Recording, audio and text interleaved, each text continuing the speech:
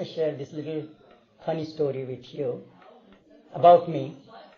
Although I was with him for years, means even after a decade, meeting him in person and in fact, to begin the story, I met him even, I knew him as Meher Baba. It was such a little thing that when I was just in my teenage, I was traveling from Delhi to Bombay with my parents, and Baba happened to get in the same, welcome, Baba happened to get in the same compartment at Nasik with some of his people. And I was just a child, I was looking out through the window, and I saw this person, really even as a child, I was, his resplendent face and all these things, I was taken up by that. So I looked at him, and I don't remember anything else. Then I started looking out of the window, or maybe playing with my brothers and sisters, like this. This was 33. And we got down at Bombay, and the host had come to receive us. So we went to that place and we stayed with him. And just see Baba's thing, there is nothing in your coming to Baba, there is no such thing as coincidence.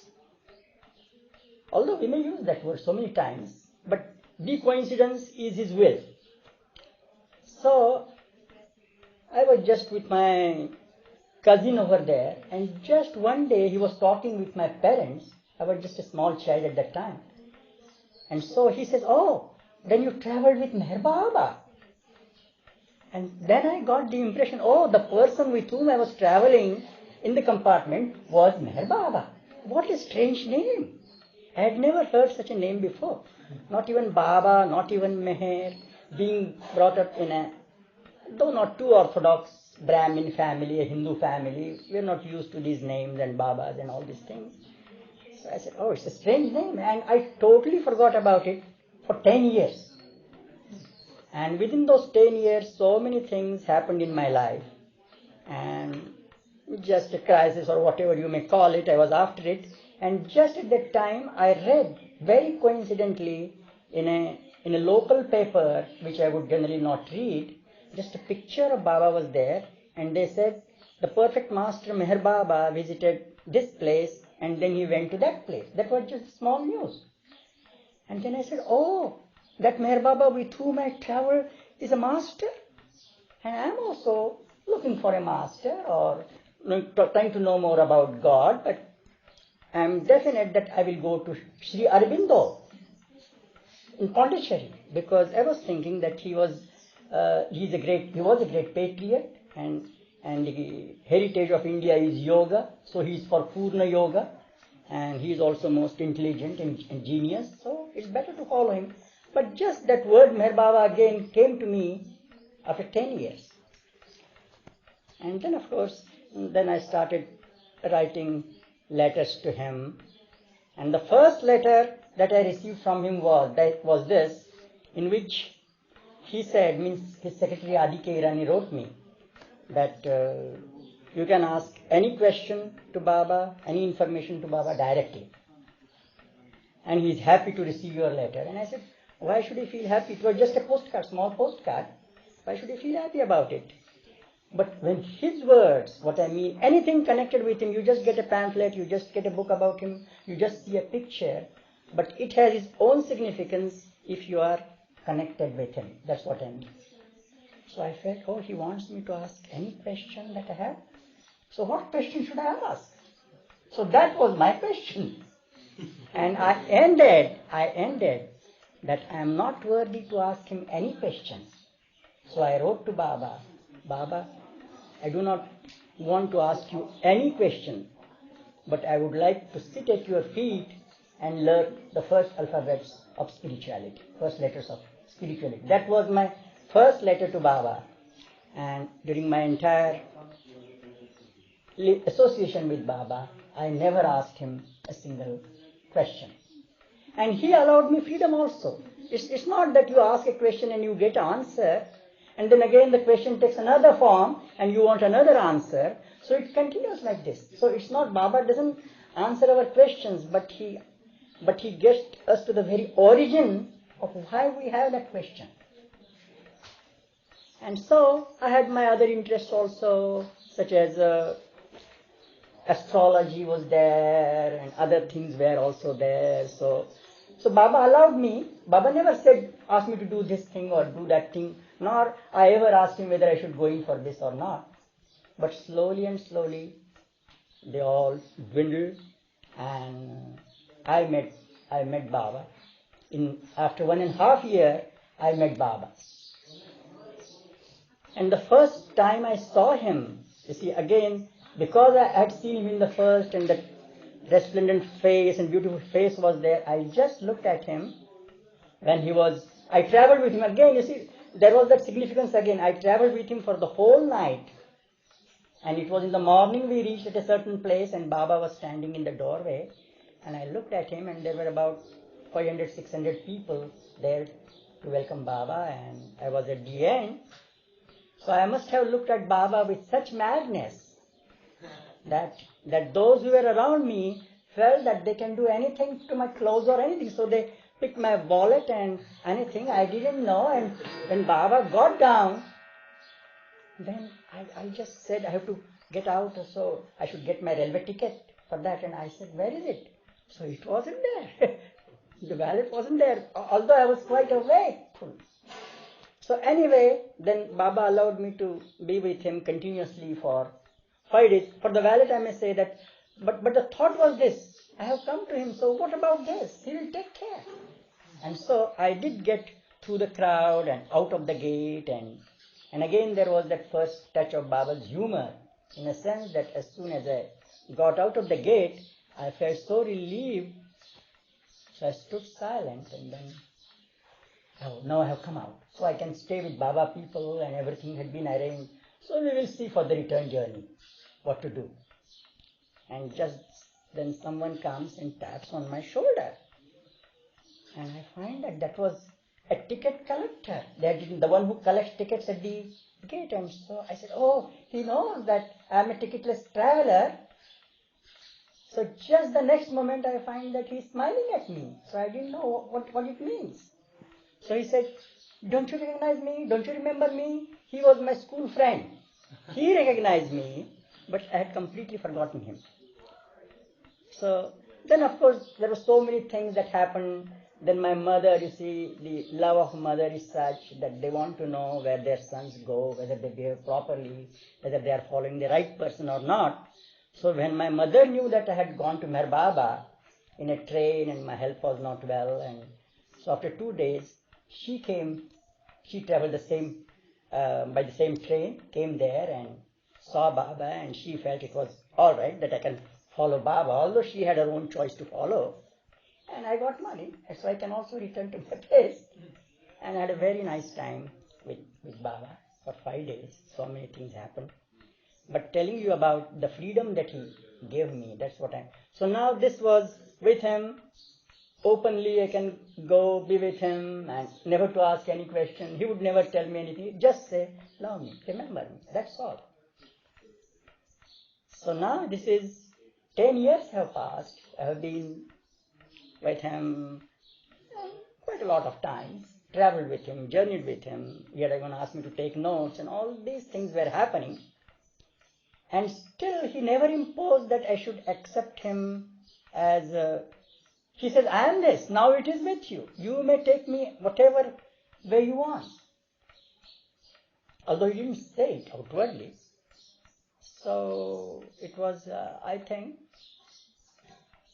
54. And then Baba was in Mahabaleshwar, a hill station near Pune. And I was here, Adi Senior was here, Baba's secretary, Adi K. Irani was here. So I stayed here. And then I still don't remember whether Baba sent a letter or whether it was Adi who sent a letter in which he said, there is a new opening of a new center over here, why don't you go? And just tell them about Meher Baba. I said, all right, I'll go and tell them. So I went there and I found there was a very small room, half the size of this, and there was just one person, and there were about 3-4 Baba lovers, and just 9 or 10 were there. We were in that small room, and we just sang Baba's songs and Baba's Aarti, and that was just the opening of the center. So I was there, and then I was supposed to come back to Ahmednagar. That night, one of the person comes to me and says, would you like to visit a saint or a saintly person here who is the avatar of Datta, a sort of avatar, incarnation of Datta. Datta is regarded as the Trinity, the creator, preserver and destroyer in one. That's what they say.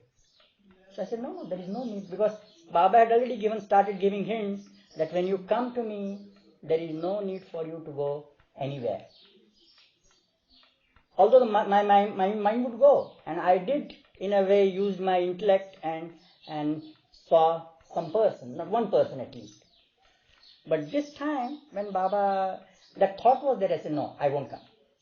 So again he says, well, why don't you come? I'm going in my own car, you have just to sit in it, and again you will be able to catch your bus to Ahmednagar, and so I said, no.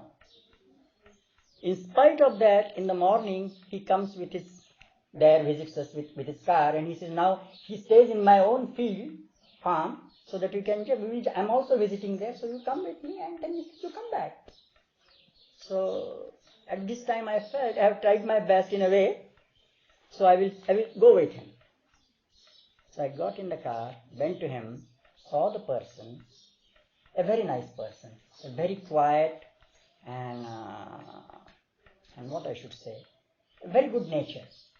And people told me that he is also regarded as the avatar of some incarnation of some Datta. And sometimes he goes in trance, starts shedding tears, and when he comes out of it, he starts writing in praise of the Lord. And there have been books and books preserved, and the cabinets are there, and he showed me the cabinets. I said, all right, I was just listening. So now, but all the time the thing was there. Baba generally, it was not an order, but it was Baba's wish. So, but I, of course, he has given us the reason, so we can reason anything that we want and the way we want. So I said, it's all right. I said 2-3 times, I won't. And now I've been brought here, so to say, it's all right. And so I came back to Ahmednagar and reported Adi about the whole thing. And then Adi said, but tomorrow early morning I am going to Mahabaleshwar, where Baba is. Would you like to come? I said, Adi, is it a question you are asking me? Baba is there and you are just asking, would I like to come? Of course. I said, all right, then we will go tomorrow morning. By the way, Baba had allowed me to be with him. It was his grace that he allowed me to be with him whenever it was possible for me. There was no such thing. Adi knew that. So we went there, and then I was there for a few days, and Baba asked me about other things and everything, and also about the program and everything. So I told him, yes, Baba, it was this program, just few people were there, and it was a nice program in a way. And then Baba said, that's all, anything else? I said, no, nothing, Baba, just this much. So the first day I fared well. So the next day he said, oh, you had been there? How was the program and all things? Anything left out? This was his time for new. Anything new that you remember? So I said, no, Baba, as for the program, I also would use the words, as for the program, it was quite nice, and I was there, and Baba would continue to, in the morning and in the afternoon, just again touch the same subject and would ask me, anything new, anything that you have forgotten? I would say, no, Baba. I was trying not to tell him that I had visited that person, in fact, and he wanted to bring it out. So it went on for 2 days, I think, and then again the third morning, Baba said, oh, you had been there? Anything new? And then, see, I was cornered, so to say. I had told him everything from the time I left the bus till the time I came back here, and still he's asking me anything. And then I said, Baba, I visited a person who regards himself as the avatar of Datta. Did you visit that person? How is he? What about it? And so he made me tell the whole story. And I told him. He already knew it, but he wanted me to say it. So I said the whole thing, and then when all was done, he looks at me and he says, "Oh, that man says he's the avatar. Good. Then what did you tell him?" I said, "Baba, I didn't say anything. I didn't tell him anything. I was just there, and then I left." He said, then Baba said, "You didn't tell him anything?" I said, "No, Baba, I didn't tell him anything." Baba knew that I had not that conviction in spite of all this. I even have left everything to follow Baba in the new life. But that conviction is different. It may just come, you hear of Baba, and the moment it may come as it had happened, I have seen in some people. And for some people, it may take a time. His time, and that's the right time. So he said, Baba said, "Oh, you didn't tell him that Meher Baba is the avatar?" I said, "No, Baba, I didn't tell him." So Baba just said, "All right." Means what he meant was this: if you had not that conviction that I am the avatar, you should have at least said, "There is one named Meher Baba who says that he is the avatar." You could have said that, and you are free. So I said, "Baba, I didn't say that either." Said, well, he looks at me and he started teasing me, and then he looks at some person and he says, "Did Bal? Was it the right thing for Bal? The way he didn't speak out that thing?" And they said, "No, Baba." And then he asked Adi. You had met Adi. Adi had such a strong conviction in Baba like this as the Mandli have. So he said, "Baba, of course." And he said, "Am I not the avatar?" He said, "Baba, of course you are." And Bal should have told him that you are the avatar. He said, "See what he says? And you didn't say him." I said, "No, Baba, I didn't say that." Then he asked, there was another person with us, was Dr. Deshmukh. And then he looks at Dr. Deshmukh, and Dr. Deshmukh, "What do you think? Was he right? What would you have done? Am I not that?" And then Dr. Deshmukh stopped for a while, and as if he's thinking about it, and he says, "Baba," and I said, "He may take my side, perhaps." And then he says, "Baba, the word avatar is not enough to express what you are. You are beyond that." So Baba looks at me, he says, "See, he is not even he says he's the avatar, you are beyond that, you are something beyond that." And so he says, "It's all right." So again he looks at me and he says, "See what he says, and you didn't tell him anything?" I said, "Baba, I didn't tell." I have to repeat the same thing again. This is how Baba works with us. So then again he looks at me, and then just to get over my nervousness, he started giving some explanation about it. And he said, "See, I forget what figure he gave at that time." He said, "To tell you now, in East and West, there are about 80, 90, whatever figure he said, are people who think or who claim that they are the avatar." But then he looked at me and he said, "But I tell you, Bal, that I am the real one. Remember this." So I just said, "Yes, Baba, yes, Baba." What else can I say when he himself is looking at me and telling me this? And then he gave a little explanation how we are not supposed to condemn people. We can have our own opinions, but not condemnation. So he said, there are some people who somehow get a feeling that they are something. They are innocent sometimes in their claim. Some of them are innocent in their claim. While there are some who knowingly fool the people. And that's the worst thing. They are the hypocrites. I listened to all these things, and then Baba was he's perfect in everything, you see. So he allowed me to have all those things, and then he again looks at me and he says, "All right, now do one more thing. Now you go back to that person and tell him that Meher Baba says that he is the avatar." Isn't it simple? So I said, yes, Baba. Although I felt a little scared when Baba asked me to do that. So I said, no, Baba, I will do it. I will do that. And then Baba said, all right. So this is how Baba in no way imposes his being on us, but have a free relationship with him. Whatever we feel, we say to him. Whatever question we have, we ask him. It's not always some people say, oh, should we ask for this thing to Baba? Should we ask for that thing to Baba? Are we supposed to ask only for his love and not ask him everything? So as I often share, you are not asking, does he not know? If you do not just put it out of your lips, you mean to say that he then doesn't know? You have to say it out with your lips and then only he knows? Then he is not what he says he is.